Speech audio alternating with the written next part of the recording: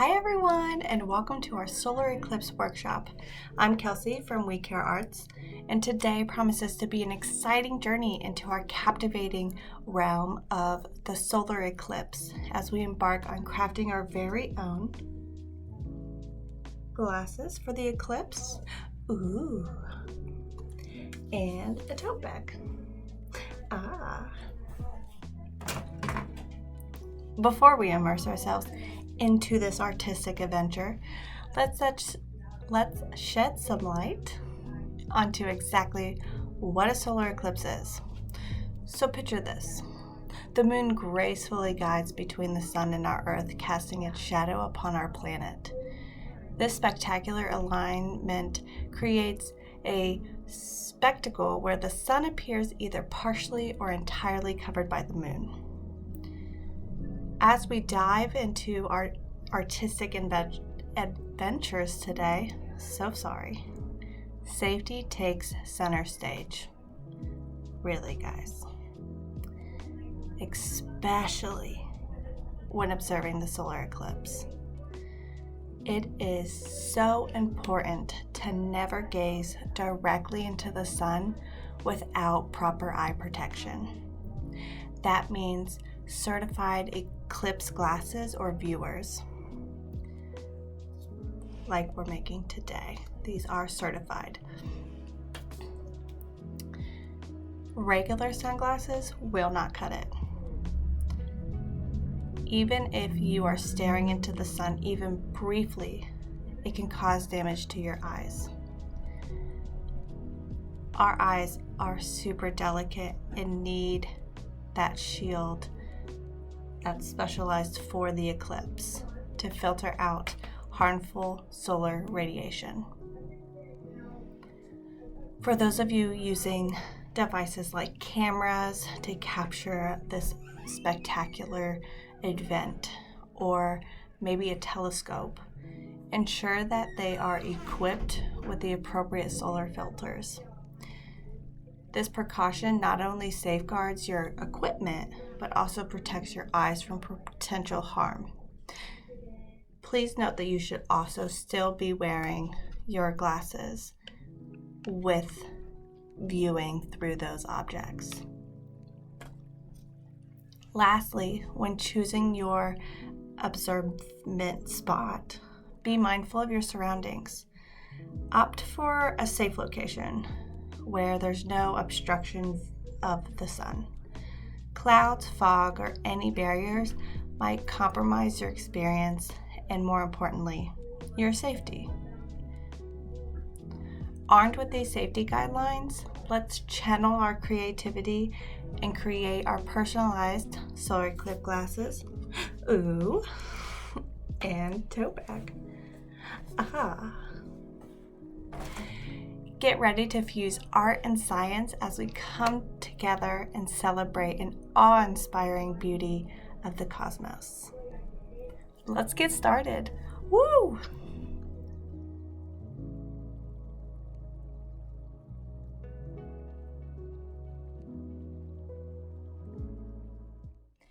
All right, so we're gonna move on to our first project, which is going to be our eclipse glasses. I suggest if you are doing this the day of the eclipse that you do these first, because we are going to use paint to decorate them. So we want them to be dry in time for us to be able to go outside and view the eclipse. So the materials that you'll need from your kit are your glasses, a paper plate, your paintbrushes, a pencil, your water cup. You'll want to fill that up. You'll want your paint. So we have black, white, yellow, red, and blue. And with those colors, we can mix so many other colors. So we're not as limited as you think.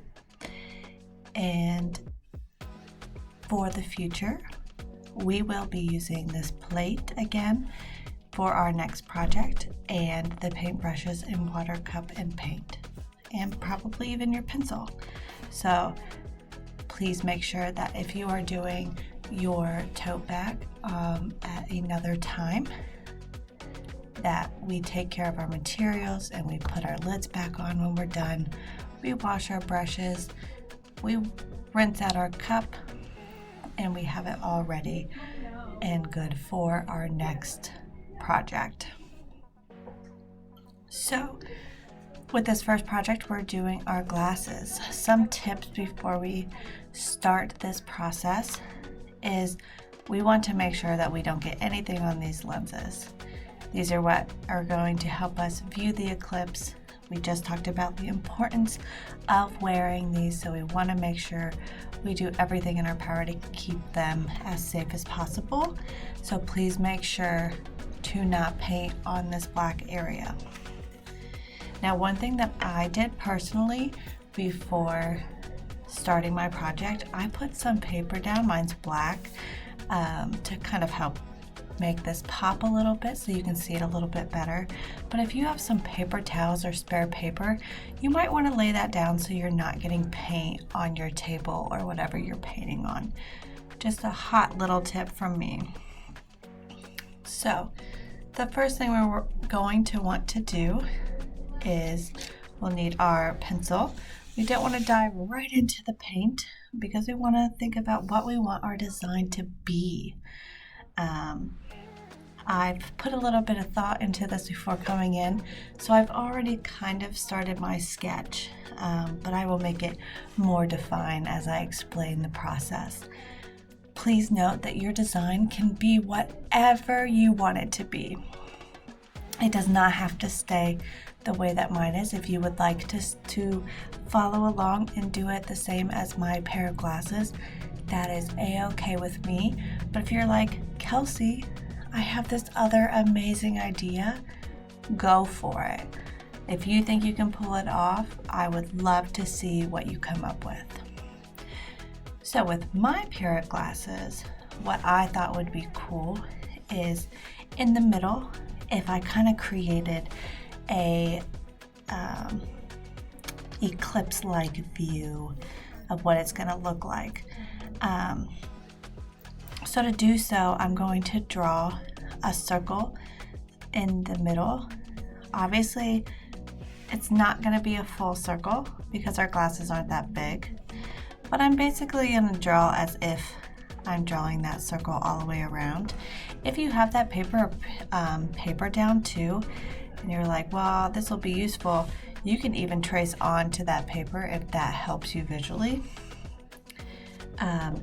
In your next activity, we included this piece of paper. They might be of different colors, but it's a circle cutout. So this could be a good tool if you want to lay it out to kind of get those edges as well. I wanted mine just slightly smaller for this, so I actually used a roll of tape that I found around. And what I did was I placed it where I wanted it, and then I traced those edges. So I just traced those sides. I'm going to try to press this in a little bit so you can see it a little bit better when you're drawing on yours. Gently use your pencil so that you can still see it, but that the paint will cover it up. If you go a little deep, that's fine, but it's going to take a few layers then potentially to have your paint cover up that pencil. So as you can see, I have that first line here. I want to create a circle in the middle and just a small circle on the outside as like a halo. This is going to kind of indicate that that moon is in front of the sun. So I'm just scooting my tape over just slightly and putting that there. So now I want to do the identical thing on the other side. I'm going to take my tape, press it in,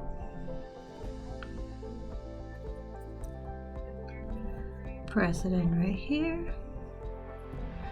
I'm going to move that tape again just slightly over,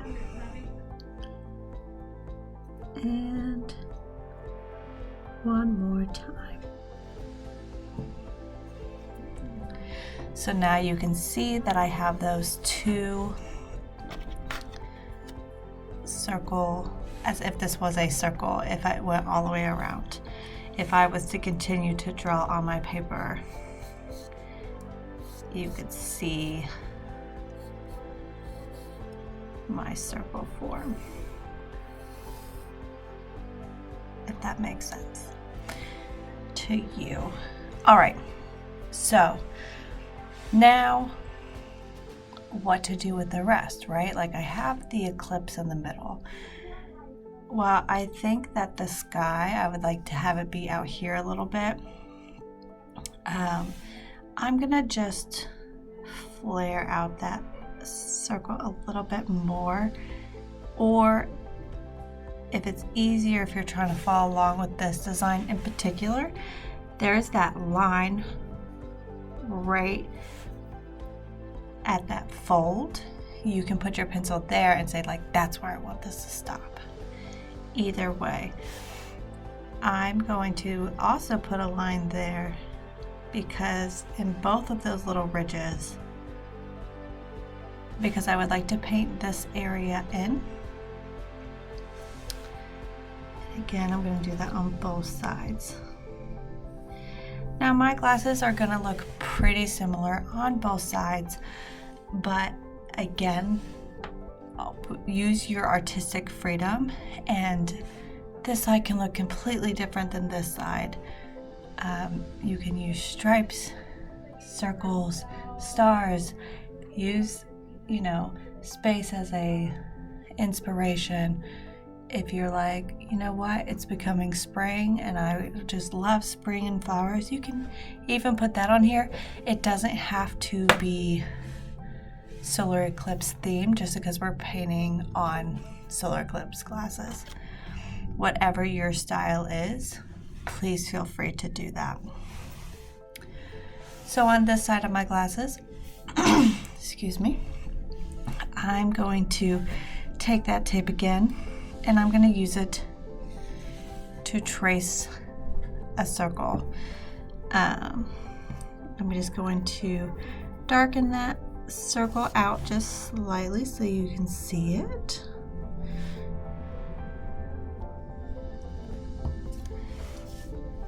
And then what I might do is, after I put my initial layer of paint, I might add some stars, because what I'm thinking about over here, I'm thinking that this could be the moon, so it could be nighttime over here. Over on this side, I would like to do the sun, right? Because the solar eclipse has to do with the sun and the moon interacting with each other to create this amazing spectacle. So again, I'm going to take that circle, or right now my tape, or remember we have this. You can even use probably your Watercup if you haven't filled it. There's so many things around the house that you can probably find to give you different circle sizes. So what I'm going to do is I'm going to make that circle just a little bit darker so you can see what I'm doing. And then I want this side to be the sun, right? So I'm going to give the sun those classic sun edge flares. So to do that, I'm kind of going to make some triangles, but instead of being straight, I'm kind of going to bend them a little. It's hard to kind of do that with your fingers, but you will see here in just 2 seconds what I mean by that. You can have them be perfectly straight. I just like to add a little pizzazz to mine.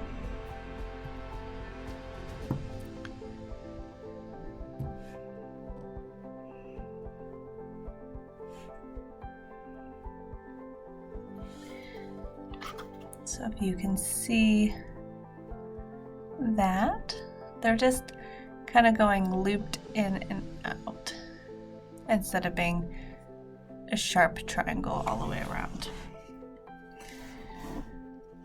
And then on these areas right here that I'm going to do, I have gently written on them, but I'm going to paint over that. Afterwards, I might use some markers or Sharpies that I can find and write Eclipse 2024 on it.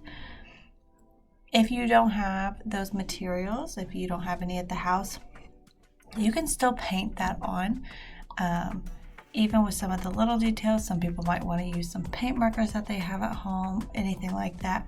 You're not limited to what's in this kit. You can also use your resources at what you have at your house, which is really exciting. So these can all look so different than what we have today.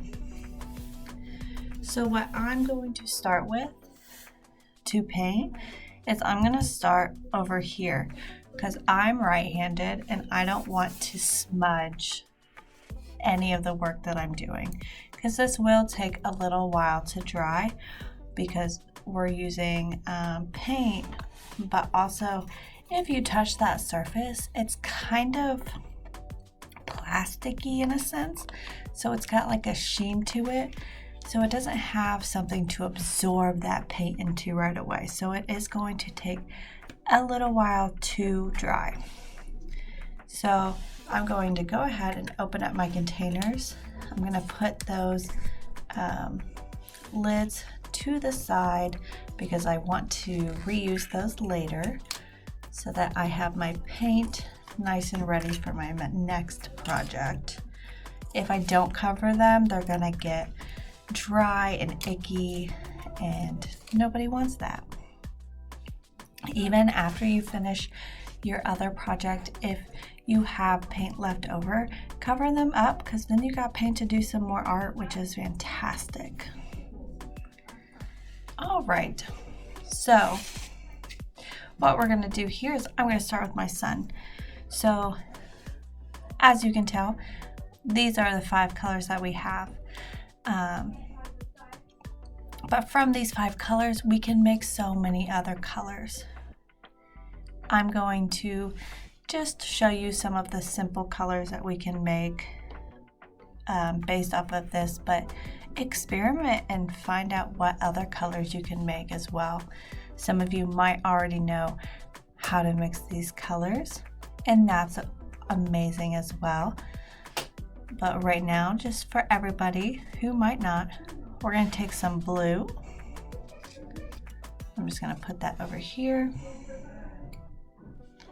I'm going to wash off my brush. If you have a paper towel, it will be very useful, or a napkin or anything, because you will want to make sure when you wash off your brush that you wipe it off. So not only is it clean again, but that it is dry. I'm also going to take some red. I'm going to put that in that blue. Now, depending on how much red versus blue I put in is going to determine the color that gets mixed, or how dark or cool or warm it looks. So our blue is a cooler tone and our red is a warmer tone. So right now, red and blue, if you mix those together, makes a purple. So what we have here, it kind of looks black on my screen, but it's just a very dark purple. But if you're like Kelsey, that is way too dark. I want it to be a little bit lighter. You're going to take some of your white and you can mix that in as well. And now we have a light purple, and it's beautiful. All right, another color that we can mix up, if we take blue, wash that brush, dry it off, and yellow, you're going to want a little more yellow than blue. Blue tends to take over. Mix that together.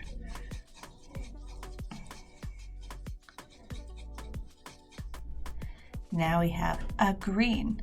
Depending on how much blue versus yellow you put on, you can get some different green shades. Next, we're going to use that red.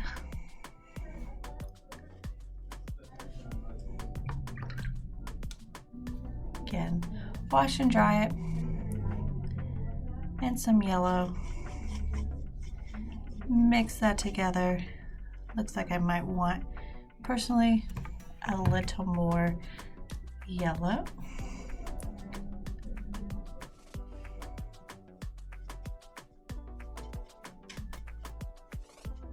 And now you have a pretty orange.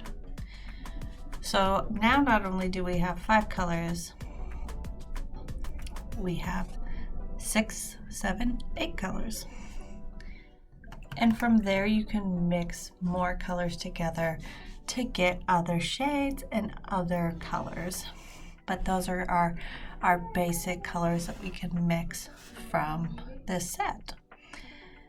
When mixing your colors, if you're painting a big area, I would probably want to mix more than this little amount. Especially if we're going to paint a whole area, a color that we mixed, we want to make sure we have enough of that color. So you can always pour some paint if scooping it with your brush isn't working for you. I would like to start with my sun, and I want my sun to be orange. So what I'm going to do is I'm going to scoop a good amount of yellow on my plate here, and a good amount, let me wash that brush. You don't want to put your paint brush, if it already has paint on it, on another color, or you're just going to put all sorts of colors in your paint, and you don't want that. So that's why it's important to wash in between. And I'm gonna just mix this up. I might have mixed a little bit too much, but that's okay. We have plenty of paint. We do want to make sure that we have enough for our next project though as well. All right, so I have this orange here. It kind of looks more on the red side, kind of coral-like. I think I personally would like to add a little bit of yellow. What I'm gonna do, so I'm not trying to just constantly adding yellow, is I'm gonna put my yellow over here to the side, and I'm gonna slowly start incorporating that other color that I made until I get an orange that I'm happy with. So this can show you the difference. Those are the same 2 colors mixed together, but they look extremely different already.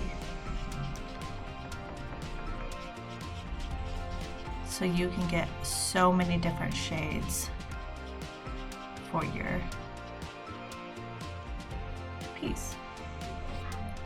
All right, I think I like this orange, so I'm going to go ahead and I'm gonna wash my brushes because it has a lot of paint on it. And I'm gonna make sure that that brush is dry.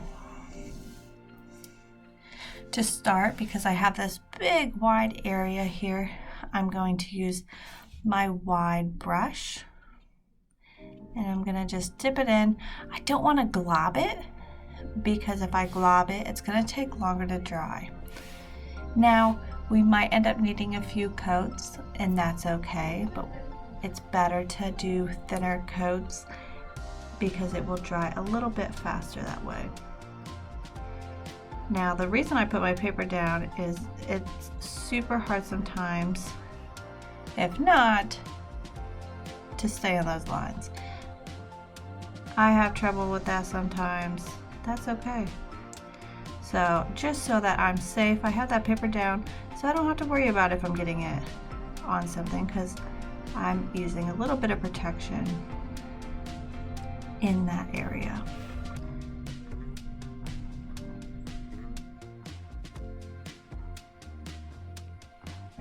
You'll also end up getting some of the edges, which is kind of nice as well.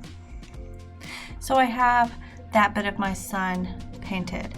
I personally will end up probably wanting to do a second coat, but what we're gonna do is do a first coat over everything, just for the sake of this video. And then I'll do a second coat later and I'll show you what it looks like. but you can kind of tell where things are thicker with paint and where they're thinner. You'll see a lot more of that white where they're thinner. So if you don't like the white showing through underneath, you might want another layer or two. I'm gonna go ahead and put that big brush or my flat brush in the paint while I use my small brush, just so that brush doesn't get dried out, since I haven't gotten to properly wash it yet. So here we have our yellow paint, or sorry, our orange paint that we mixed with the yellow and red, and I'm going to now fill in those swooped triangles.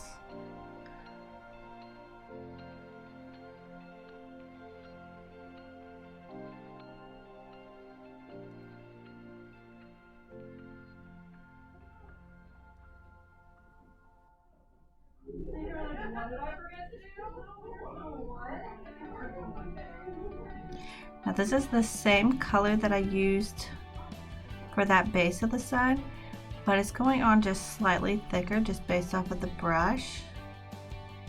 And so you can already see how different that color looks just because it's not as thin. So that second coat would really help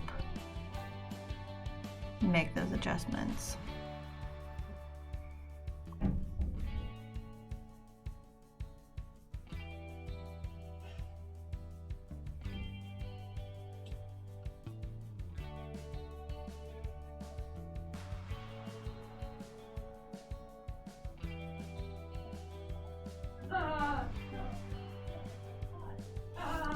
Ta-da!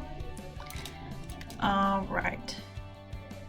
And then what I'm thinking for my background is I think I want it to kind of be like the sky. So I'm going to take that blue we have, and I think I want it to be just slightly lighter. Like I said earlier, blue really takes over. You don't need a lot of blue when you're mixing colors, especially if you're trying to make it lighter.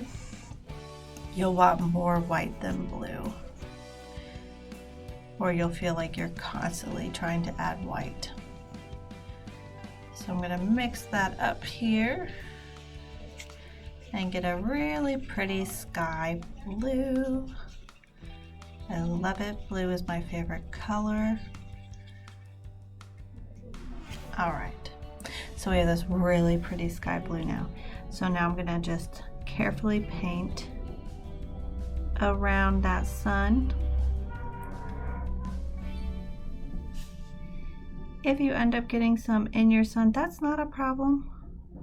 We can paint over that once it's dry. Don't try to fix it at that moment. If so, you might get frustrated. But just stay calm, finish what you've got going on, let that area dry, and then we can repaint over that sun area and cover it up. Mistakes happen. It's not the end of the world.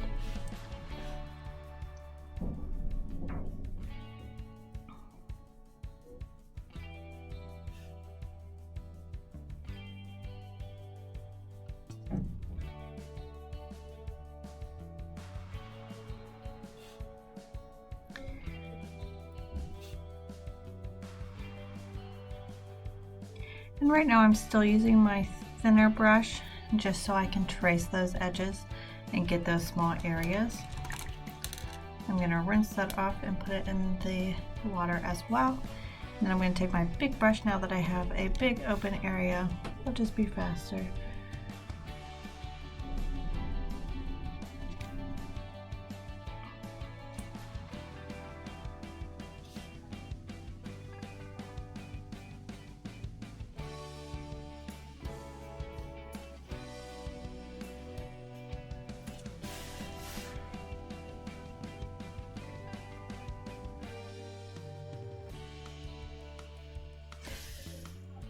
Go. All right, so now I have that set of my glasses.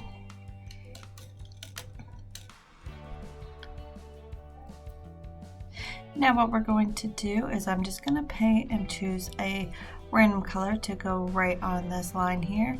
It's actually the perfect width, so I should just have to go bloop and have color cover it. I'm trying to think what color I'd want, but I think I'm going to use this color that I mixed up earlier because I already have so much of it. I might as well use it. So I'm going to go ahead right here. Just gently go down. Now, as you can tell, I got a little washy. I think my brush is just slightly wet. So with it being on more of a plasticky surface, it didn't want to take the paint in that moment. Once you have that first coat on and let it dry, it will take better to the paint that second round. Okay.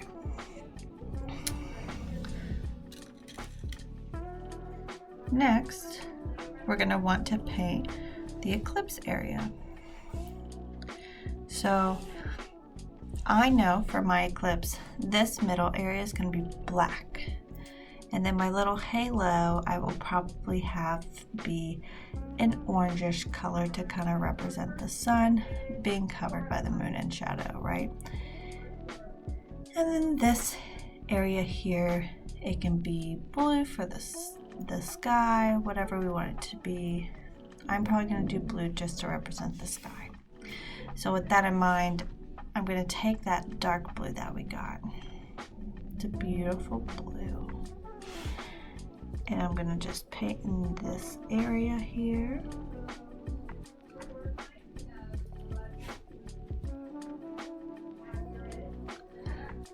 Now remember, we want to avoid painting on this.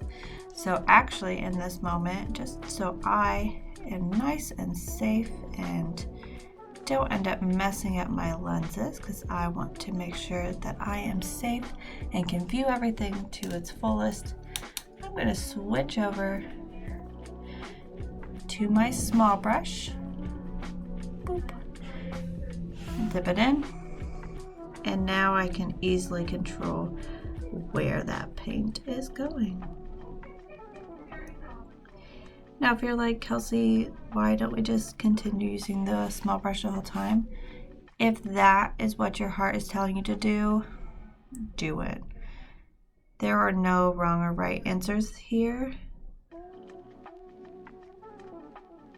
I just want to give you the best tips and tricks that I know of personally.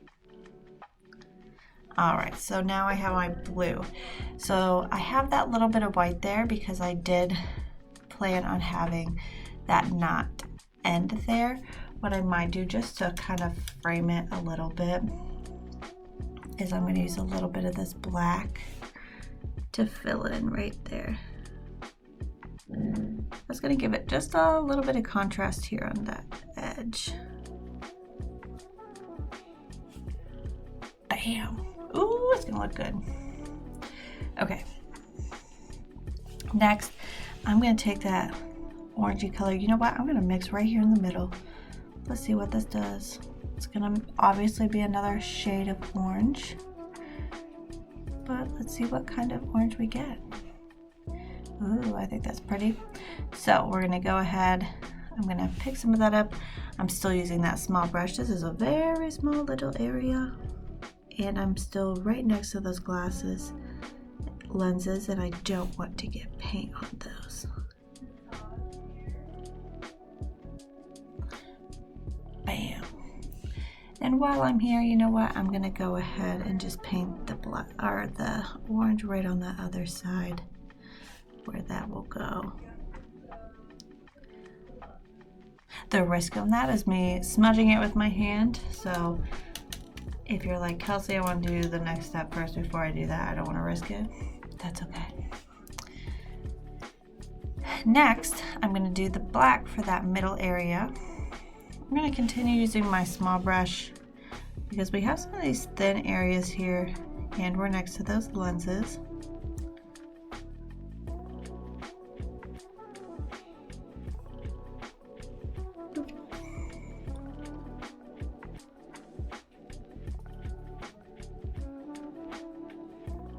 All right. I'm really taking my time around those edges.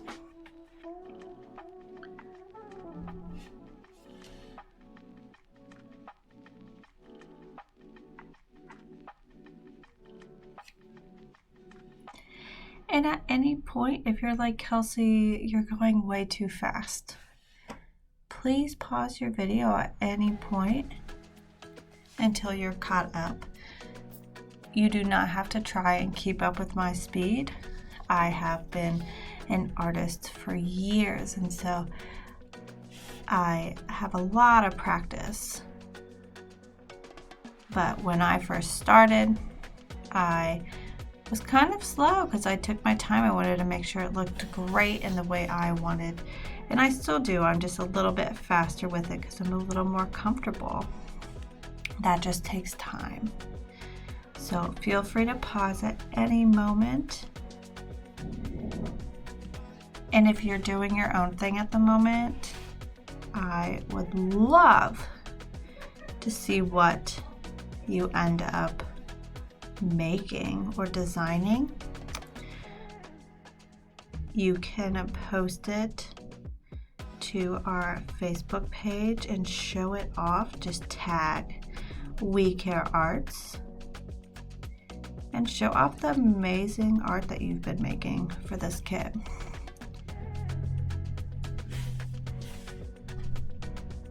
You can show it with it on your face, or if you're more comfortable just showing off your end result, that's okay too. Even if you're doing the same design, I want to see these. I'm super excited. I'm a little sad I don't get to be there with you to watch to see what you're creating. All right, so I have my black painted on. It looks a little washy at the moment. There's some streaks in it, but again, like I said, I want to let this dry before I do a second coat. If you try and do a second coat before it dries, it's just gonna push paint around, and nobody wants that. You're gonna get frustrated and it's still gonna look the same. So now we're gonna mimic over here, right? So we did blue, now we're gonna do blue again. So let me get my brush rinsed and dried. All right, we use that darker blue over here. I'm gonna still use that small brush, especially for this edges here. And it's up to you if you wanna just continue doing the rest with that small brush, or if you're like, it's a big enough area, let's switch my brush.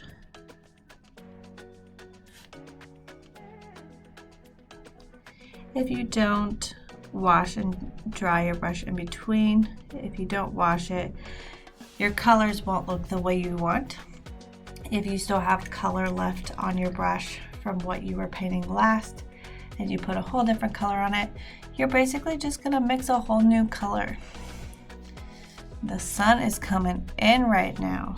Hopefully you can still see what I've got going on. Here, I'll move my setup just a little bit for you to try and help. All right, now we have this edge here. We're gonna paint that.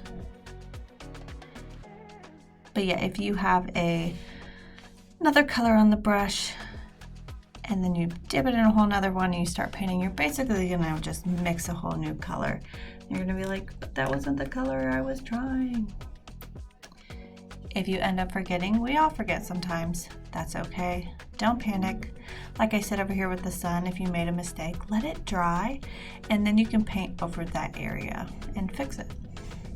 I'm gonna go ahead and use that same orange as before because we have it. And I'm gonna paint that stripey in. And the importance of drying your brush is so that the paint stays the way it is, that water will try and drip onto your piece and try to push around your paint more. And so it might make your piece look a little more washy in some areas, and it might get a little frustrating. I ended up dropping my brush, but it was okay because I had paper put down. So it is very useful if you have paper or paper towel or something to put down, because you can see that we've already painted.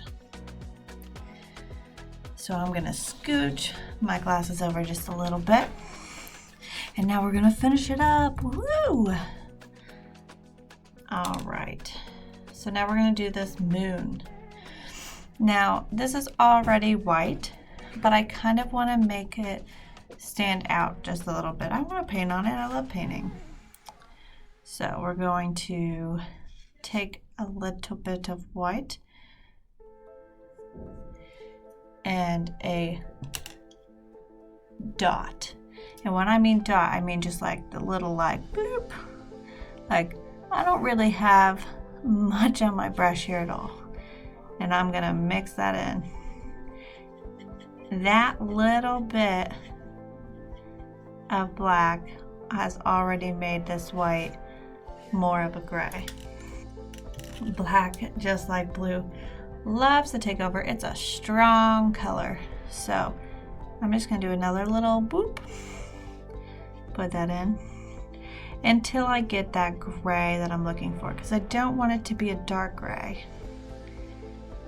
I think this is good enough for the moment. It still looks a little bit white, but you can tell that it is a little bit different than the white that we have of our piece. Now I'm going to take it, I almost did a naughty by putting my paintbrush in the paint while it still had paint on it. I'm going to take some more black and I'm just going to mix another color just a little bit over to the side to get a slightly darker gray. I put a little more than a dot on it, so it is more of a gray. What I'm going to do is I'm going to give that moon some little circles on it.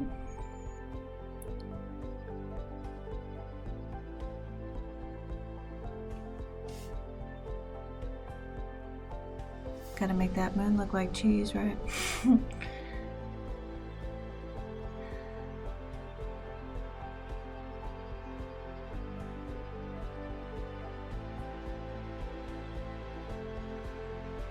All right.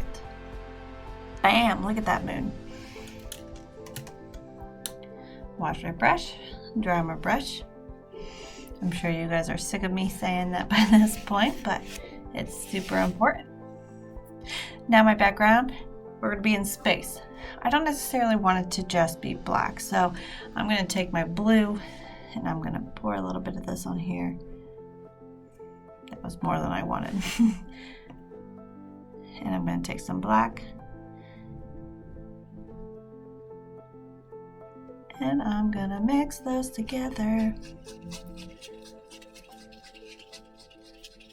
Probably poured way more black than I wanted.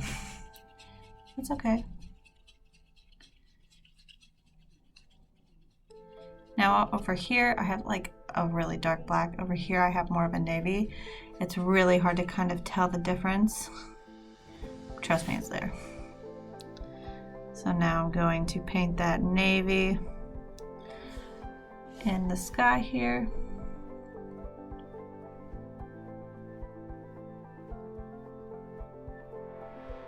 Again, these darker colors are going to look way more washy than those lighter colors, but that's because you're really going to see that white show through when you do a second coat, if you decide to do one.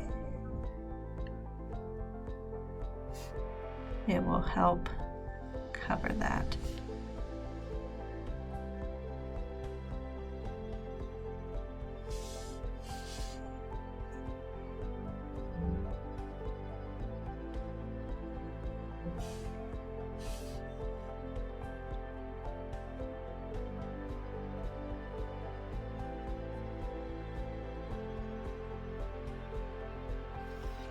All right, so now I have basically my finished product for what I want on my glasses. What I am going to do is I'm going to stop my video here. I'm going to put a little pause your video here if needed. That way you can catch up and not feel overwhelmed. And when we come back, I'm going to have done the second coat, so you don't have to watch me do that all over again. And then we will, I'll also put any details that I want as well on top of that second coat. And basically when we come back, I'll show you my end result. Hot tip for the in-between time of letting this dry. Remember, you want to let this dry before putting your second coat on. I can tell you that my son over here, for the most part, is already dry, but not everything is dry yet. So I want to give it a few minutes to dry. That sun's really trying to come in. The plate, your paint is going to try on dry on this really fast. So if you have something that you can cover it with, ideally if you could put it in like a Ziploc bag, it will help keep those paints dry just a little bit longer. If not, you might have to mix them, which isn't the biggest a deal, but it can get a little frustrating to match those colors if you're very particular. Make sure that your brushes are in your water and washed out. If it makes you feel better while you're waiting to have your paints dry, get new fresh water and put your paintbrushes in those so they don't dry out, or wash your paintbrushes in the sink with soap and hot water and let them dry before using them again. While we're waiting as well, we'll put our lids back on because I'm going to use these again in just a few minutes. I'm only going to lightly put them on top, but when I am done, I will secure them all the way.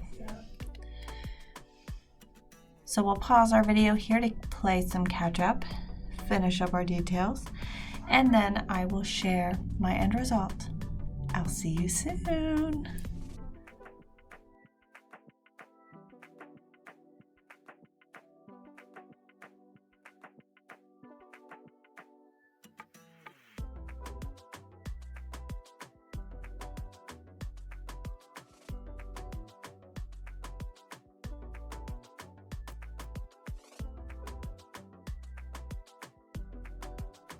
Alright, so here is my finished product.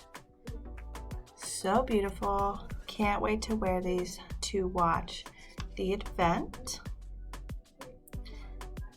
Please, please, please remember how important it is to watch using these glasses.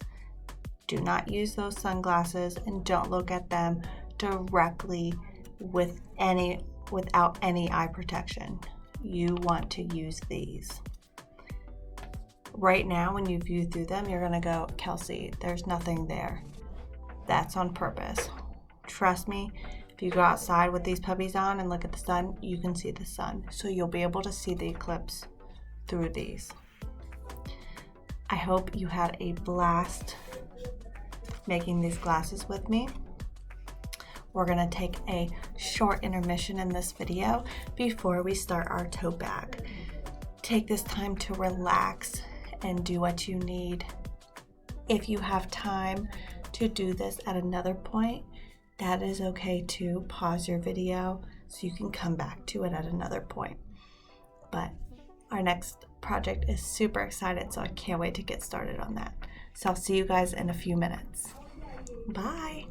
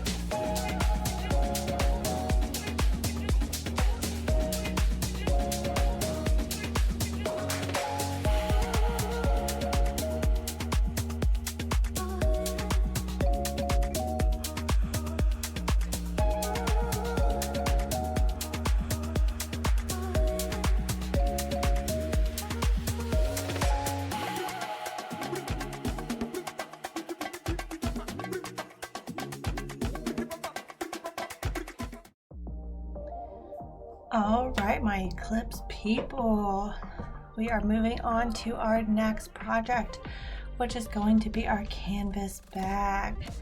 So what we're going to need for that is we're going to need some new clean water. I emptied out my last one and rinsed it all out, so now I got some nice clear fresh water. You're going to need a pencil. You'll want both of your paintbrushes. I've cleaned those off as well, dried them off.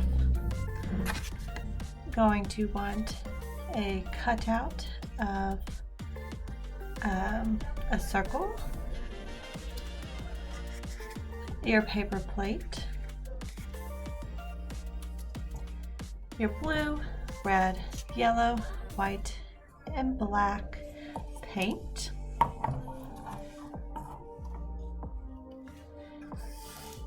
your Solar Eclipse 2024 sticker. This is actually a stencil, and we will get to that. And then your taped down tote bag. So I have all of the tote bags already taped off, and we'll talk about why. So gather those supplies, and then when you have them all out and ready, we'll come back. Oh, also make sure you have a paper towel to dry off those brushes and things, okay? Grab a paper towel or extra piece of paper. Also, if you want, these bags can be a little thin at times. So if you have a piece of cardboard or extra paper or anything that you could put flat on the inside, it will help it from the paint not sticking to the other side or bleeding through to the other side. So go ahead and gather up all of those materials and press pause, and then when we come back, we'll be ready to go.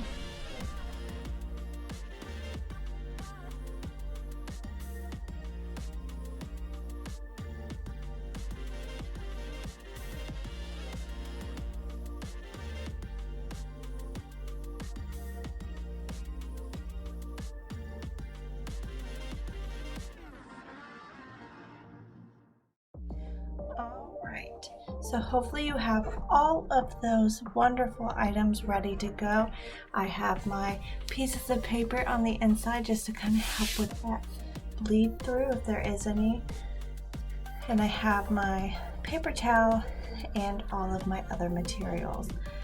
Now, reminder that if you want to be safe, you can lay something else down on your table to make sure you don't get paint all over the place. Accidents do happen sometimes, so sometimes it's better to be safe than sorry.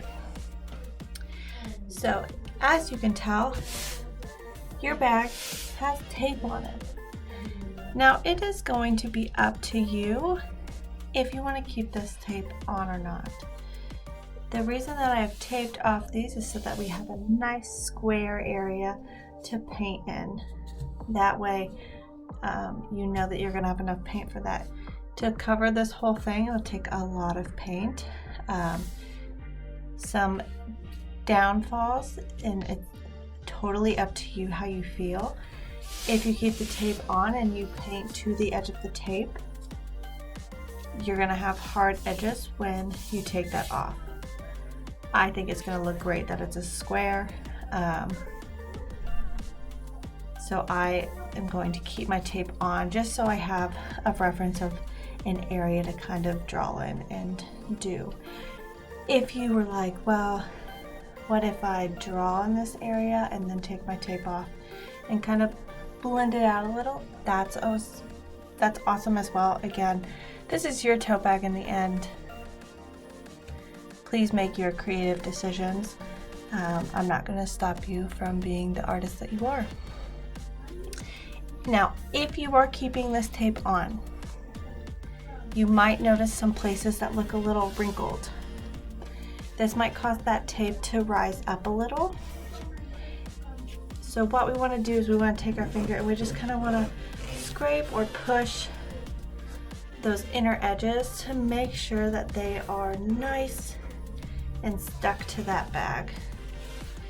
if we have areas that are raised a little bit, you might just get a little bit of paint that seeps through. Nothing's wrong with that. If that happens, you can end up taking some of your black paint or another color and kind of doing like a border around to kind of cover it up, or you could take a Sharpie and do the same thing. There's ways to cover it up, but it's really nice to make sure that we double check that that is nice and secure down. And you might see me try and do that a few times during this lesson. I'll probably draw and then do it again just to be safe before we put that paint down. So let's talk about our drawing. You can kind of see that I've tried to think this through before starting, but we're gonna walk through this step by step. So at this moment, I'm gonna see if I can put examples on the screen. I don't know if I'm that talented to make that happen technology-wise, but there are so many different solar eclipse paintings that you can paint, and it's really up to you how you want to do it. I'm gonna do this one, so you can follow along with me, take my tips and tricks from there. But if you were like, I liked one of those other examples and I think that I can do it, go for it. Do what's best for you in this scenario. Again, this is your bag. It's your art piece. So with the example that I'm gonna do, it's the eclipse, and then basically kind of in the background of the eclipse is kind of some fun swirly items. I think in this case, I'm gonna solely be using my black and white, but maybe occasionally I'll mix in some of my other colors. We'll see how I feel. I know that I'll probably be mixing some gray out of these as well, some different tones of it, and that's why we have our plate. But before we even get to our paint, we want to draw our layout out first. So that's why we have this handy dandy circle. No matter what you're painting, how you're painting your eclipse, you got a good stencil to start off with. So we're gonna lay that in the middle of your bag. You can even put it to the side, wherever you want your eclipse to be on your bag. You can place that there. You're gonna take your pencil and you're gonna trace around it. Now, I'm gonna press mine a little dark so that when I take it off, you can see my drawing. I suggest to kind of do it as light as possible, light enough where you can still see it, but you don't want to do it so light that you can't see it and have to redo it. The reason for that is you don't want that big dark line, because it will take a few more coats to cover up in the process of painting. With a softer pencil line, it won't be as hard to cover up with your paint. So I have that first circle. The eclipse kind of has that like little bit of a halo around it. So I'm just going to gently draw a circle around my circle. Now I don't have a template for this. One thing that always helps me with drawing a circle around the other is I'm not just going straight for it.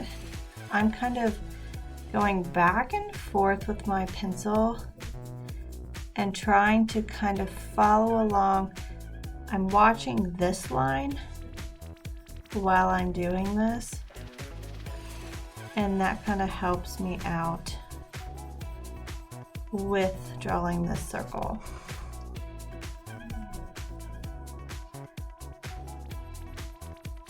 Now it does not have to be perfect in any way, because this is the sky that we're looking at. It's a very organic object as well, so that little hue is going to not be 100% perfect all the way around. All right, So now I have that second circle around my circle. Now I'm gonna draw another circle around, but that's really just a guideline for me to know where to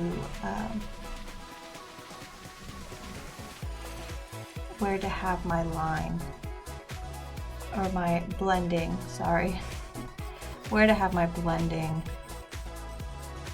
of this hue kind of go to. You do not need to do this extra circle if you do not feel like you need it.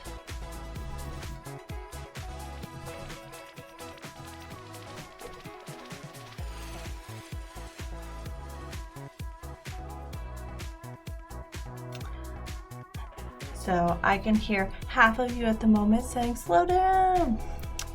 I'm gonna pause my video, or I'm gonna stop my video right here and put a little pause this video clip on so that you can catch up to this point.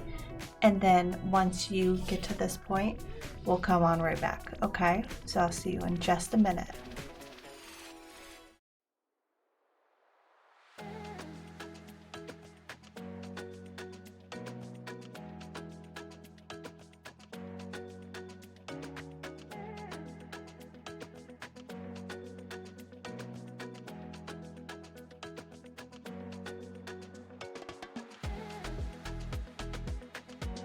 Alright, so now that we are caught up on our circle, what we're going to do now is kind of create some swirls in the background. Now I'm just going to gently kind of lay these out all around the outside of my circle, but in between my square. And you might have made a lot of these like swirl patterns when you were little. They're just the typical, your typical swirls. We're just going to do them in all sorts of different directions and sizes and have them kind of loop off of each other. I know when I was little, most of my doodles involved this type of swirl. And there's really no rhyme or reason. I'm just trying to think about where there might be some open space. I'm trying to visualize this in my head a little bit. I'm going different directions with my swirls. Some of them are just curved lines, or just some curved lines. You can even go off of some of them instead of starting at the edge of that last circle. You can start on some of them and do another swirl off of that. But there's really no right or wrong. If you're worried about how it's going to look, do this gently with your pencil first so that you can make some changes if you want.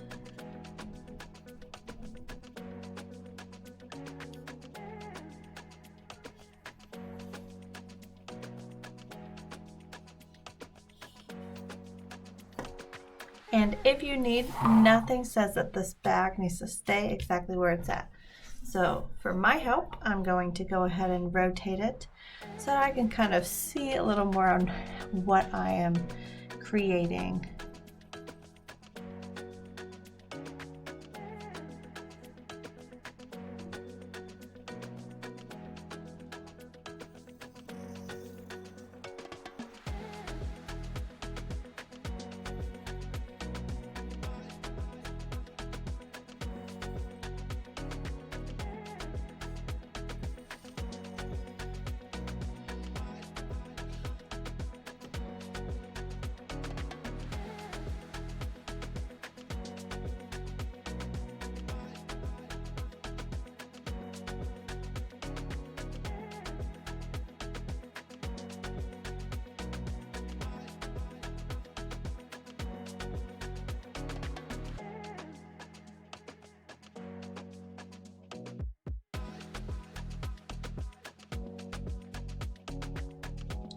Alright, so I have all of my swirls. You can do as many or as little as you want. We'll see if I actually end up doing all of these swirls in the end. What we are going to do first is we are going to work on the outside because this inside is going to be black, because that's what the eclipse is, right?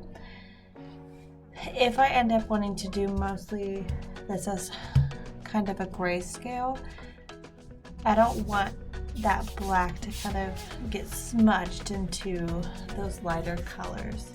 So I'm gonna kind of work from out to in.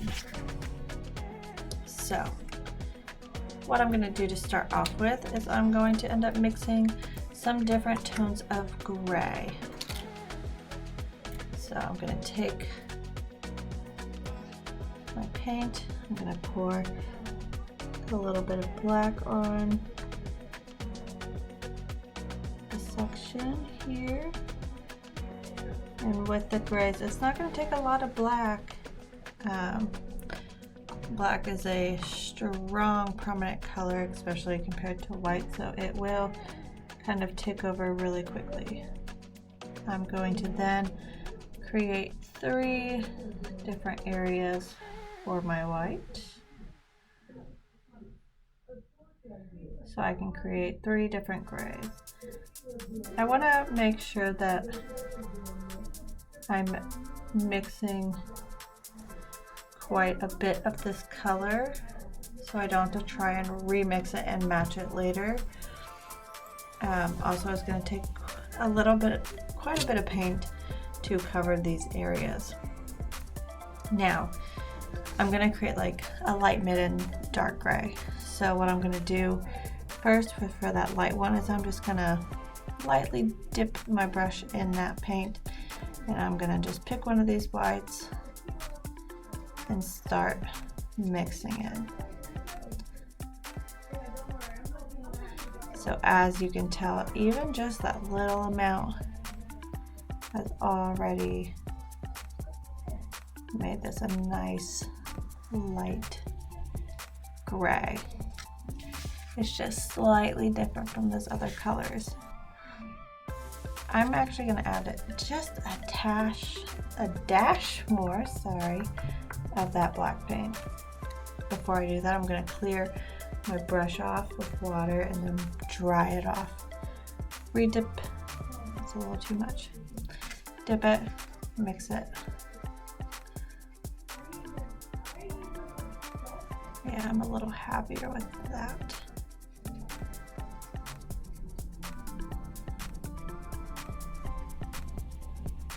And you always want to just slowly add in that black, because it will take gobs and gobs of white to tone it back down. Again, washing up my brush, drying it off. Now I'm going to grab a little bit more to mix in to my next one. So I kind of globbed it slightly on this brush. Not a big glob, but I definitely covered that brush quite a bit more than that other gray.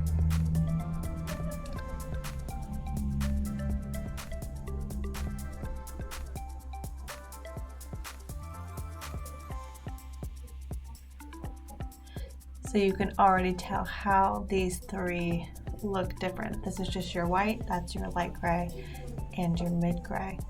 Now we're gonna mix our dark gray. So I'm gonna rinse out that brush again.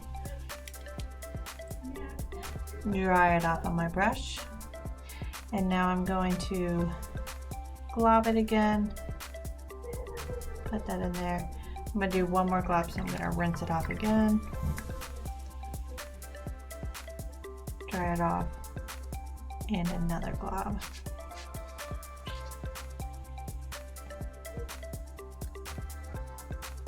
So I have 2 good globs of black in here at the moment. Depending on what kind of gray you're wanting, you might want just a little bit more. after you finish mixing. So you can see the three different, I just want mine to be slightly darker. Again, wash and dry my brush. Get that paint on. We'll go ahead and put it in that. The mix, I'm really just going in circles. You can go straight up or down, or you can kind of whisk it like you're mixing some cupcake batter or something.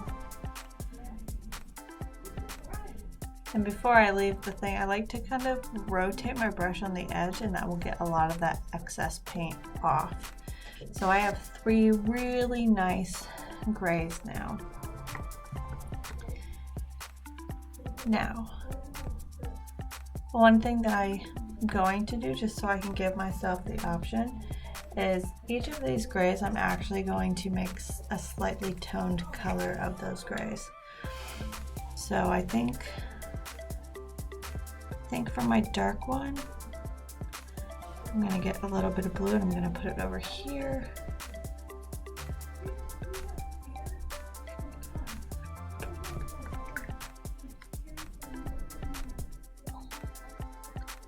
I'm going to bring some of this gray over to the blue to make kind of a cool blue toned gray. I'm going to add just a slight more of that blue.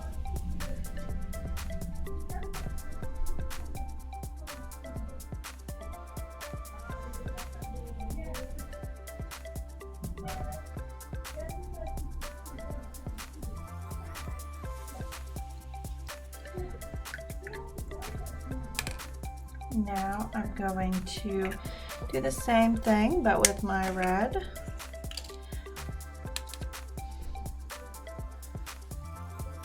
I'm going to pick some red up, put it right here on my plate. It might be a little too much red, but that's okay. Picking up that gray. And I'm being very careful that I'm rinsing my brush and not picking up those other colors so that my other grays stay proper gray. Now I got this warmer, reddish, pinkish gray. And now I'm going to just make, with my lighter one, I'm going to add my yellow. And from here, just like we learned in the other ones, if you're wanting to do a greenish gray or a purple, anything like that, you could always mix these primary colors together before putting in the gray. And that's if you're doing what we are going to do today. And if you're like, I don't want to mix these colored grays, I just want it to be grayscale, not a problem. Do not worry about it.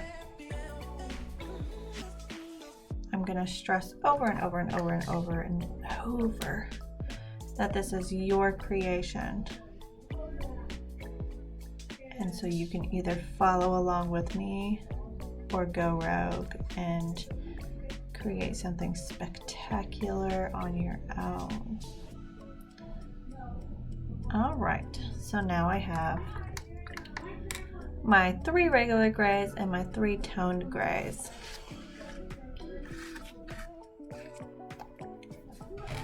I'm going to just make some adjustments on my table where I'm laying things.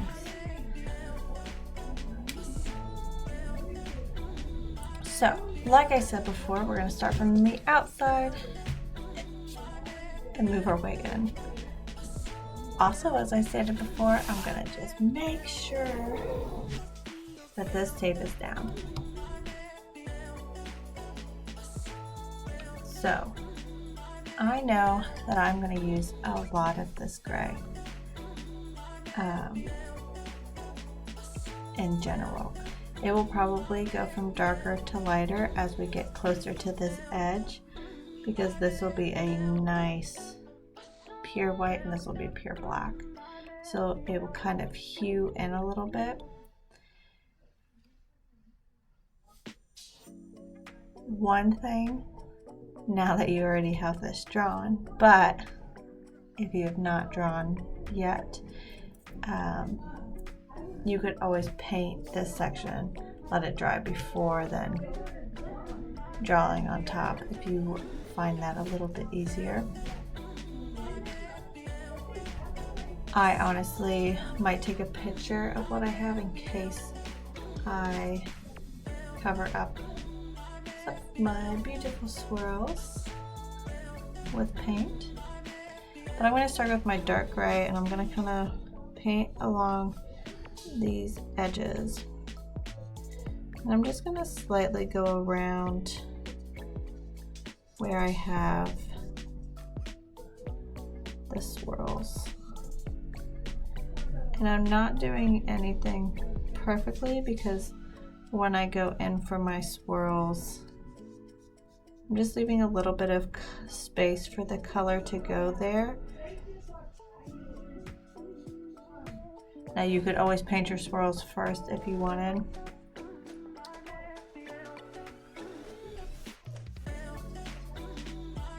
But we're going to kind of blend them together. Now, because this is on a tote bag, it's going to kind of suck up that paint quicker than when we did the glasses. So to blend or do things like that, you will kind of want to work section by section. So I'm starting with this small section. What I'm going to do is take some of my colored paint, paint that swirl in, and it's kind of, I'm being a little loose with how I'm moving it around. That's kind of going to blend it in slightly with that paint that's already there.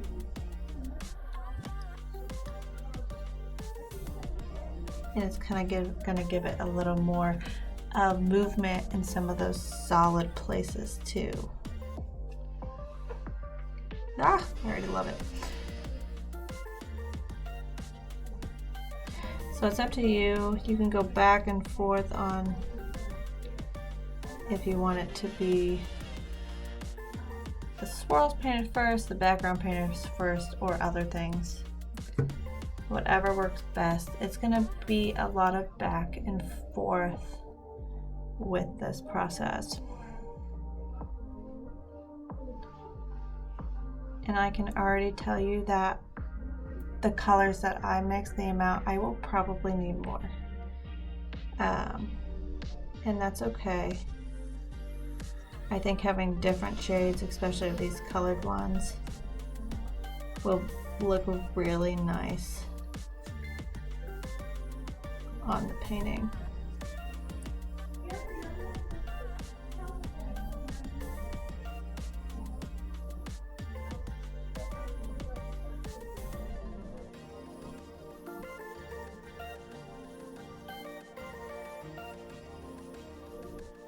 Right now I'm just using my big thick brush, and I'm kind of actually using the flat end of it sticking up and going around.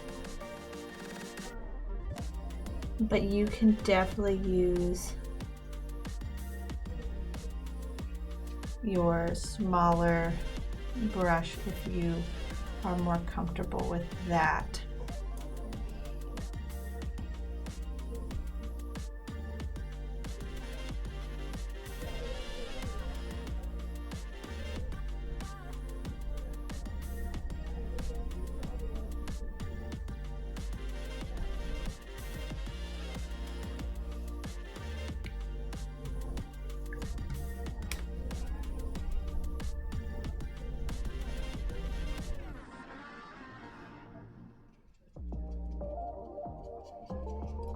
As I get closer to the inside of that circle, I'm kind of gonna change grays a little bit, or you can do the same gray. It is gonna be a little bit harder to blend those areas.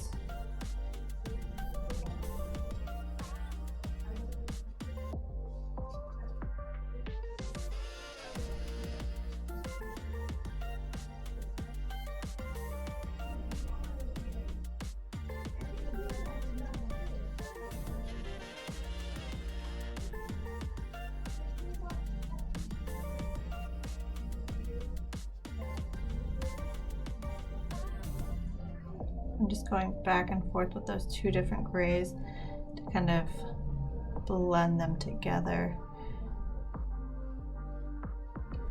to help create that blend. Now I will say it is much harder to blend when you're trying to go around a drawing. So let me show you kind of what it would look like if we're not trying to go back and forth all the time. That way you can see both ways of doing things and decide yourself how you want to paint going forward. So what I'll do is I will start on a different section. So I'm going to just rotate my bag a little bit just so you can kind of see where I'm going from, okay? So I'm going to start with my darker gray, and I'm going to start painting. I'm using that big brush, this big area, or my flat brush, I should say. It's not that big of a brush.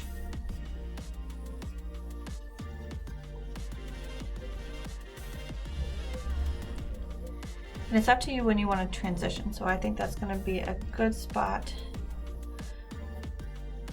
to transition to this lighter color. Now I'm going to originally just put it right on the edge of that other gray. I'm going to slowly, once my brush is mostly cleared off, slowly kind of move that up. This is just going to create a nice little ombre effect here.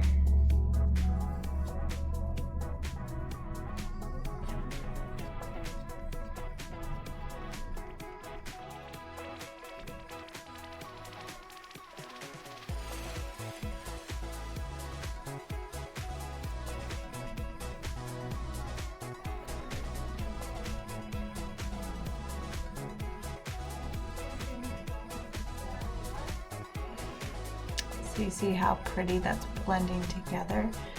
Now I'm going to take that really light gray. Actually, I might want a little bit more of my mid gray, so I'm actually just going to start this a little bit lower.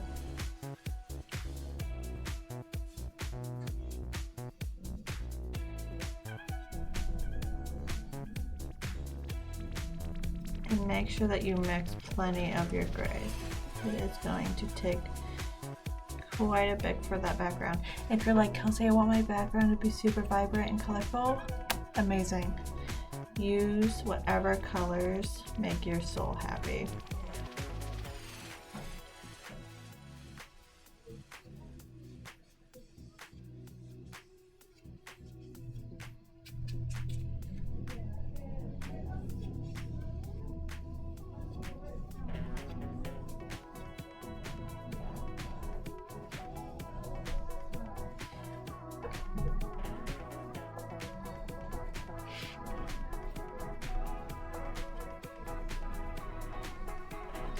Like I said, the back kind of just wants to up your paint.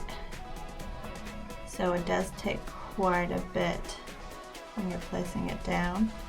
But the good news is you don't need as many second coats. At least if you're doing this first base first, you might, when you put your colors on top, need a few more coats, but with those first few, you don't. Now I'm just kind of going the ombre across. There becomes a point where if you're doing it on all four corners that you want to fix that. What you could also do is if you're having the dark go all the way around and you want it on those edges, maybe guide yourself to make sure that that's going in a circle before you go ahead and place that paint.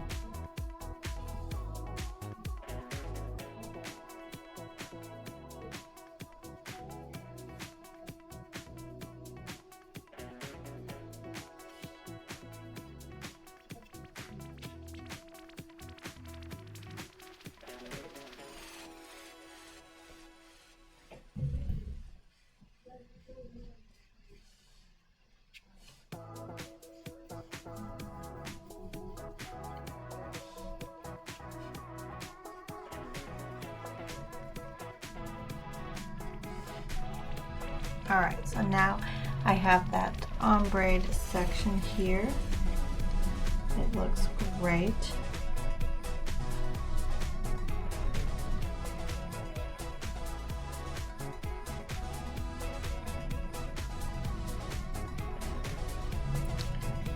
I'm just going in just one more time to make sure I have it the way I want. It's a lot of back and forth, but it will be simpler in the end, personally, than I think, than going around each little swirl that we did.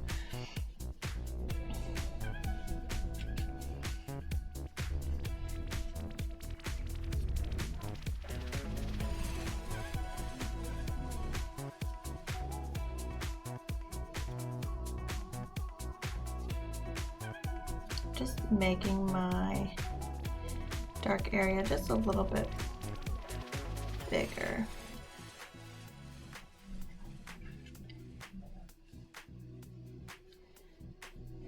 And you can play with it until you are happy with it. Now, if you decide to do it this way, I highly suggest painting the whole background first before doing any of your swirls. But for the sake of this video, I'm going to show you what doing your swirls on top will kind of look like.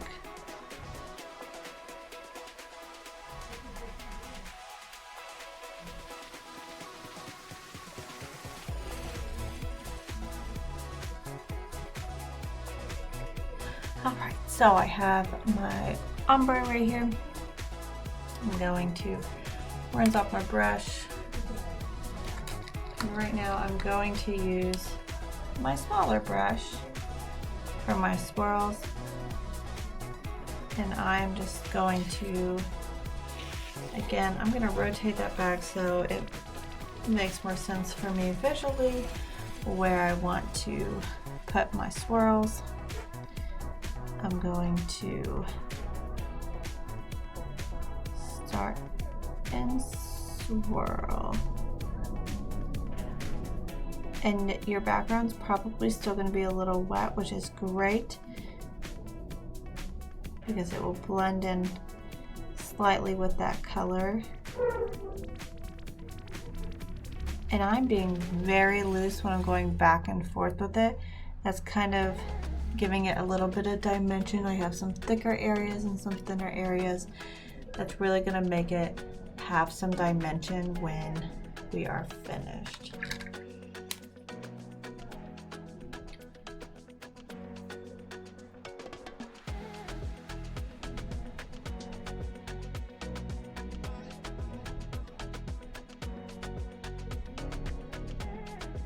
Ooh, that yellow looks super pretty.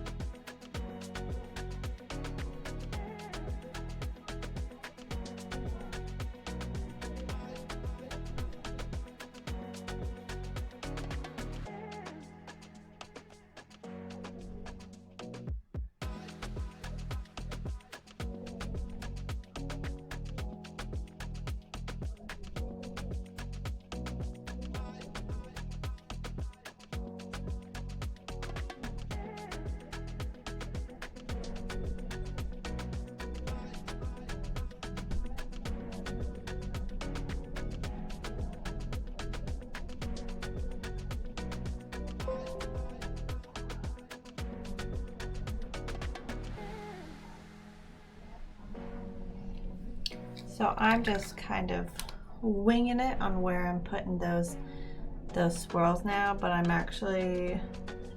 personally like this way a little bit better than trying to go in between.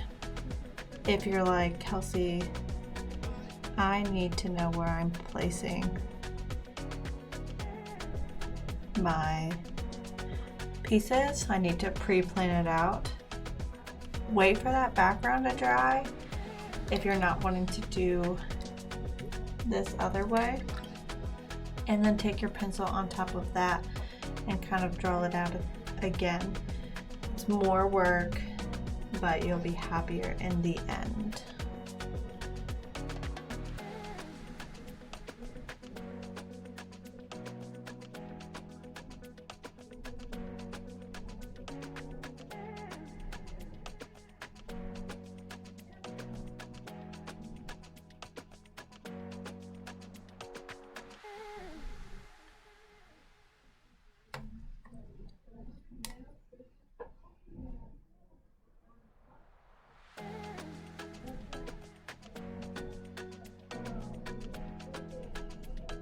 I'm even going to,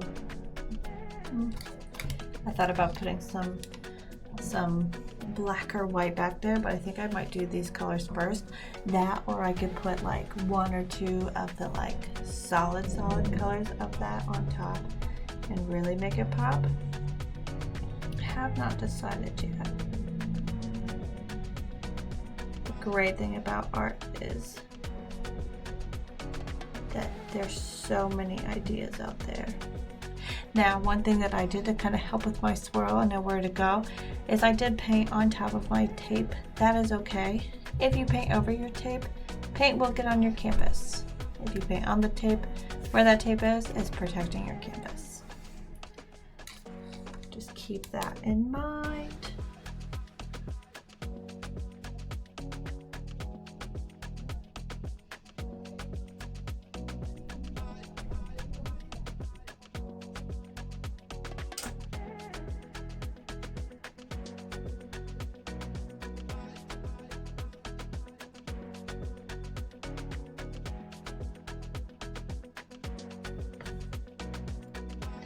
Yeah, I'm really liking how that's looking.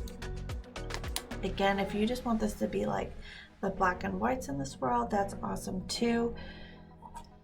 What I'm going to end up doing is I'm going to end up personally, out of these two choices, I'm going to do this choice. I'm going to paint the rest of this bag that way and then kind of go in with my swirls afterwards. So I'm going to do that really quick and then we will come back. So pause your video here so that you can finish that background first.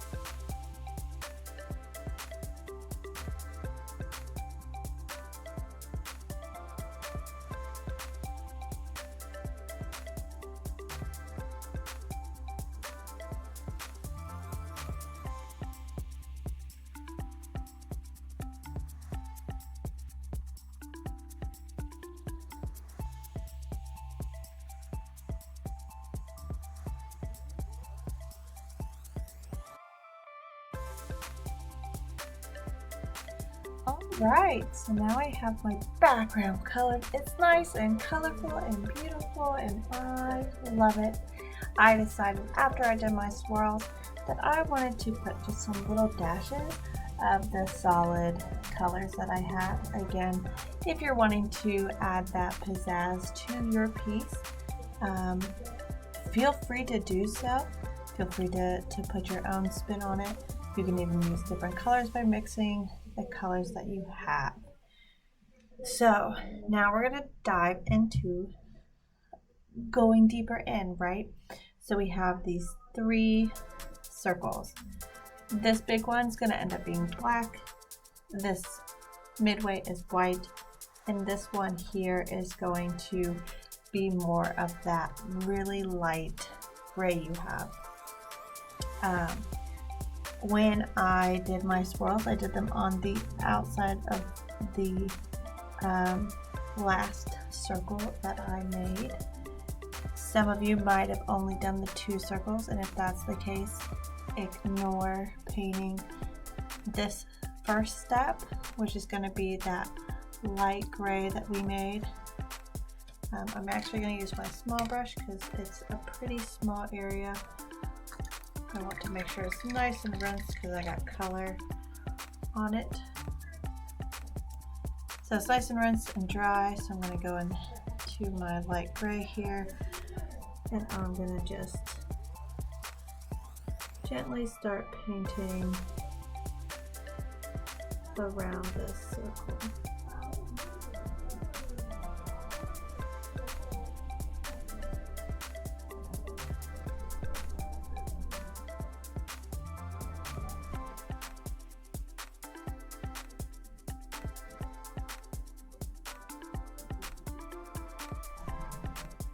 And then after I do this outside circle, we're going to do the middle circle with white. So I'm going to go ahead and do those, and then we'll be back.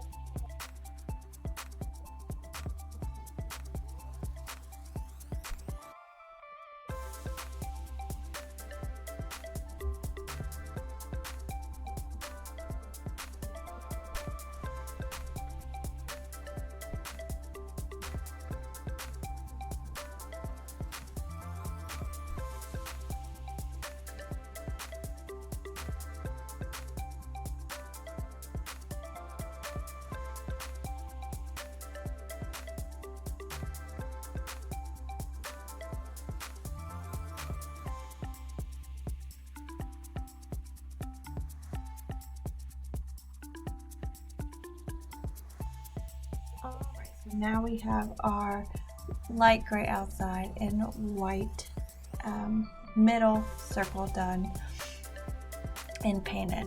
Next, you're going to want to paint this inside, but we're going to do another step before then because we want this paint to dry before we even put black in the inside.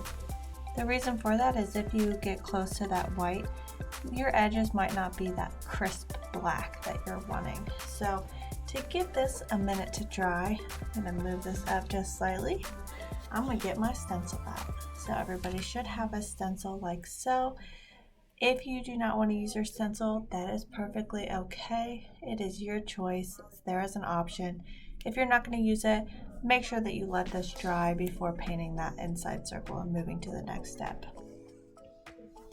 So with this stencil, we cut them out on our Cricut here, and it has a backing on the back, this white sheet.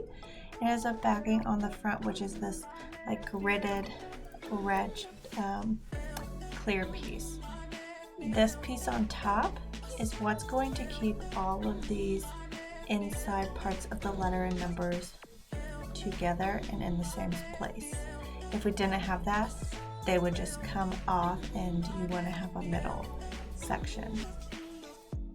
So to make sure that those sections are stuck to our gridded piece, put your stencil on your table. Now you can take your hand and kind of scratch, but that might hurt your nails a little bit. You could take like your pencil or something and try and smooth it on that way. That way it's also a little rough on your hands. You can take your ID or a credit card and kind of scrape it across. This is my preferred way. It's the easiest on your hands.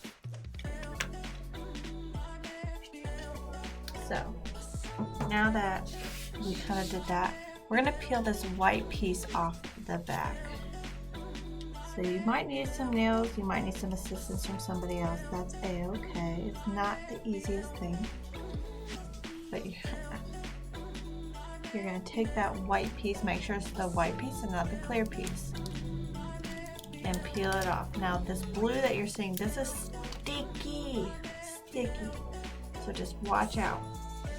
Now you're going to want to put this where you want it. Based off of where I had the bags taped, I left room at the top to be able to place it. Now I want to be careful with how I place it. I want to make sure I'm putting it on at the same time so that there's not as many bubbles, but I also want to make sure it's lined up so it's not too much to one side or another. One thing that I'm kind of looking at based off of this pattern is I have a little bit of my S over this tape line and a little bit of my 4 over this tape line. That's going to mean it's a little more centered. Now your bag might be wavy. If that's the case, gently just place it down, and we're going to work from the inside out when it comes to pushing it. So we want to make sure that it is going on flat. So again, we want to make sure it is on there. So I'm going to get whatever tool I used, have it be my hands, pencil, a piece of cardboard, my credit card, a ID, and we're going to just press all over to make sure that they stick. Now this is something that is going to be a little bit harder when we peel off this top than if we were doing it on a different surface, because it is fabric. It doesn't want to stick as much as we would hope. So now what I'm going to do, it's okay if we're lifting up some of this edge, but we're going to get that clear gridded part off of the blue. What's going to happen is it's going to try and lift your piece up, your blue piece up, and we don't want that. That's our stencil. So I got this far and tried to lift this up, so I kept this down. I'm going to fold this so that it's hitting the table and fold it all the way over. That's going to help when we make that push motion. Some things that you might see right now, my 4 is kind of lifted up and it's trying to take that middle. I'm going to re-push that down and take my finger and just kind of help guide these pieces.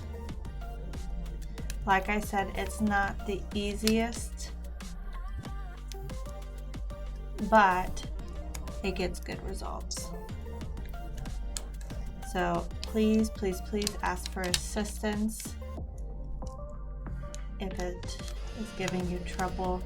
It's much better to ask for assistance from somebody than get frustrated over it. And if it's just not working, that's okay.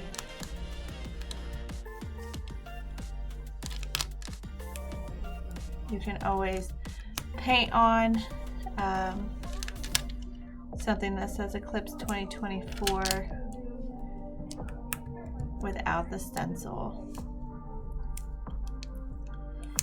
And if you're like, Kelsey, it didn't work, but I'm scared to paint something on because I just want it to look really nice, a suggestion that I might have, if you have the resource, is to print out on a piece of paper the words that you're wanting, and then put it underneath your bag, and the black of the letters might show through enough for you to be able to kind of trace those on. Now if you use a Sharpie on the bag, because it is made out of this canvas material, Again, it wants to slurp in all that ink and stuff, right? So it might expand and not be a sharp line. So that's just something else to consider if you are using a Sharpie to write anything on your bag. Slow and steadiness wins the race for sure. So watch out, because mine just hit my cup and try to spill my water all over the place. We are now done with this sticky piece. We can throw it away, put it to the side. So just like with our tape, it's important that this is stuck on here. If not, we're gonna have stuff that's gonna end up leaking through. So again, I'm gonna take my card and I'm just going to make sure I am having it stick onto my sheet.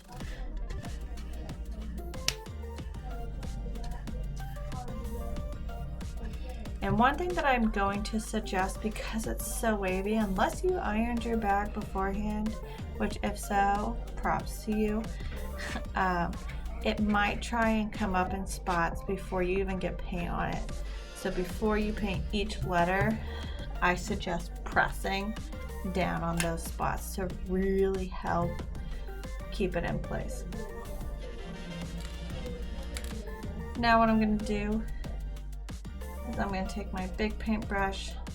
You can choose whatever color you want for this. I'm probably going to just stick with the classic black.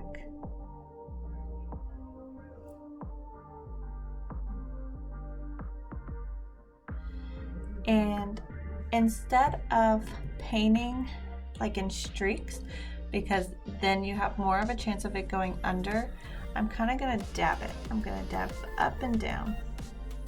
Kind of as if I had a sponge brush, but we're just using what we have, right? Because it works just the same. So I'm just dabbing up and down. I'm not going back and forth. That will also help us out. I'm pressing that letter before I go ahead and dab that area.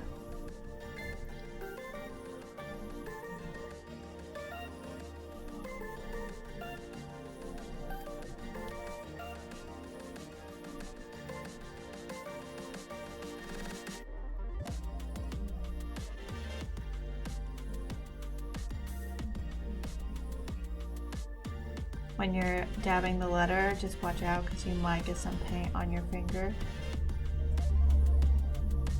I am used to that, but I know some people don't like getting their hands messy, which is totally understandable.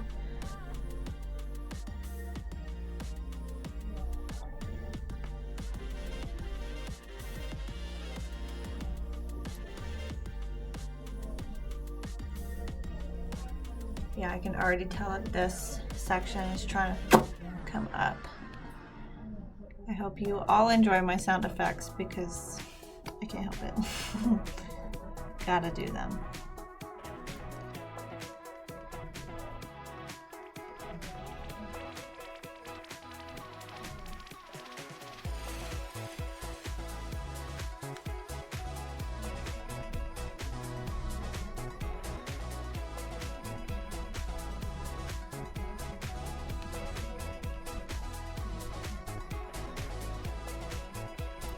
So I'm going to go ahead and do the rest of these letters, but as you know, just press down on each one and then dab, and then we'll be back.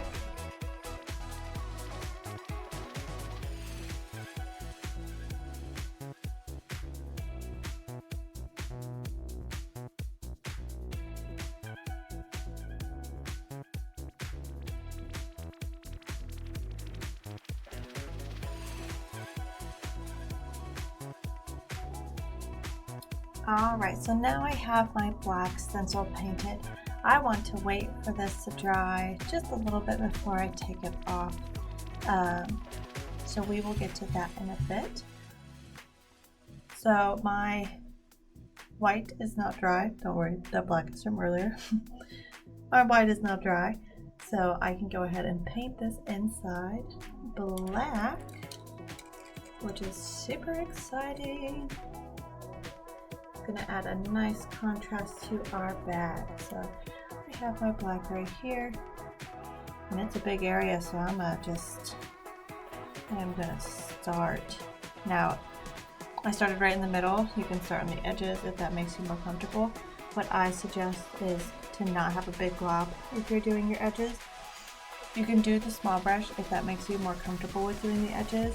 What I like to do if I'm using my big brush is I kind of have my brush at an angle, and this tip here is where I am going to have the edge of my brush. So the other edge is way out here. You can kind of see how I have that angle there. It's then this side, that edge is going to follow the line. This one's way out here. Depending on how much paint is on your brush, you might have to redip it or go over just that section a little bit.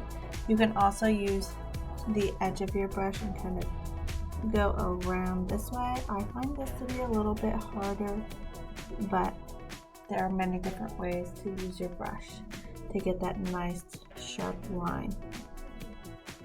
I had a lot of paint on my brush there, so I started a little bit out from the outside and started a little more on the inside to get some of that paint off, and then moved in.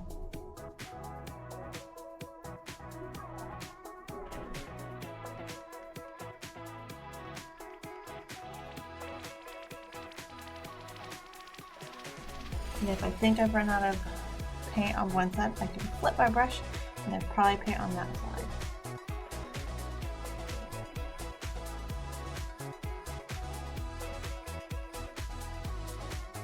It is easier to do the outside first. It's a little less nerve-wracking. That way you can just end with doing some mindless painting in the middle here.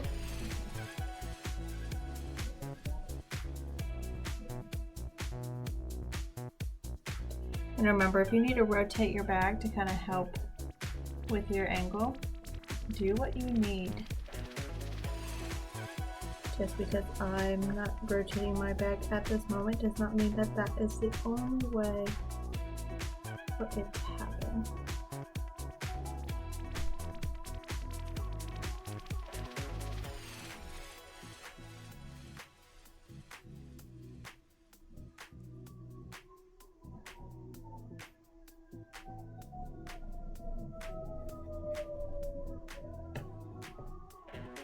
Hopefully everything's okay with some sirens in here.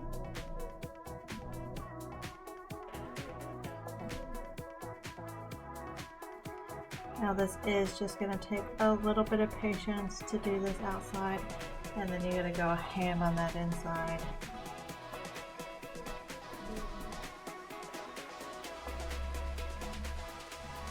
I'm trying to do this as quickly as possible, just for the sake of the video.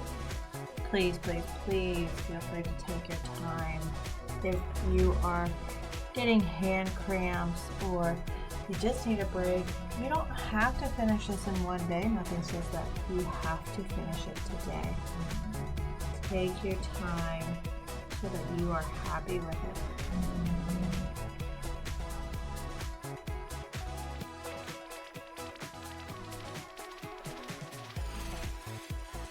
We'll get in there.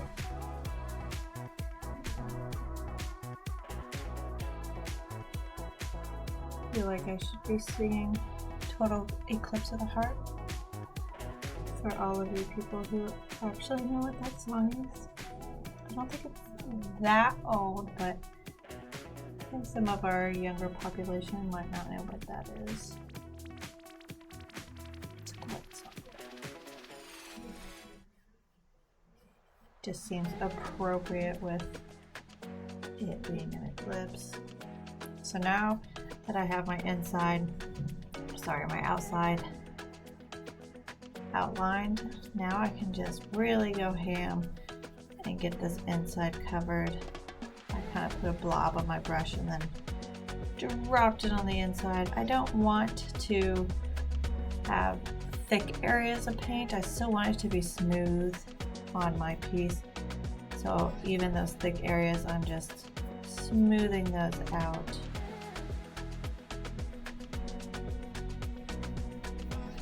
That was a big blob. I don't know if I'll need more or not. Probably. With how it likes to suck up this paint. Oh yeah, it really sucked that up. Alright. We're almost there, you guys. That's so exciting.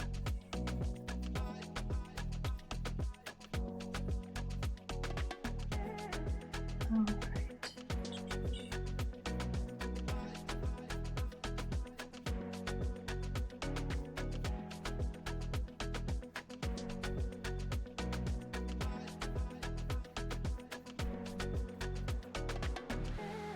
I love how this is giving it a nice contrast.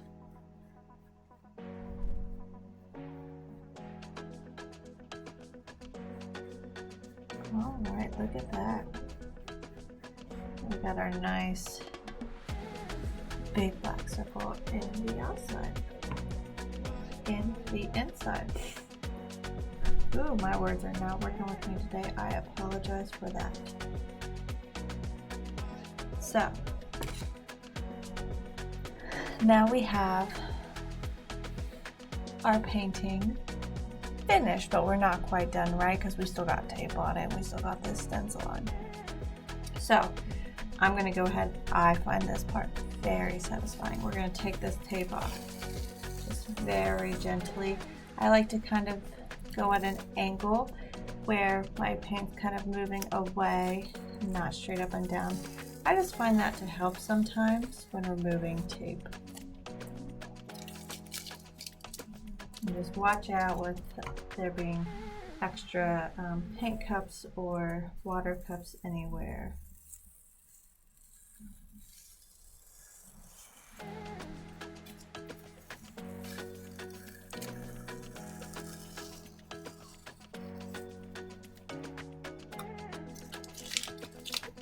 Oh, it's looking so good. It's so satisfying. It's not wanting to come up. I'm gonna try this one.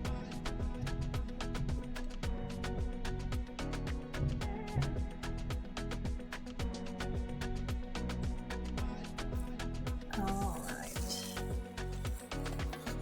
There we go. That's a bit. Come on. Woohoo!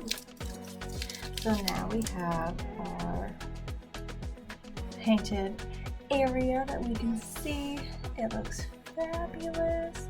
I think I have one little spillover, that's it, but you know what? That doesn't bug me at all. Now I'm going to remove my stencil.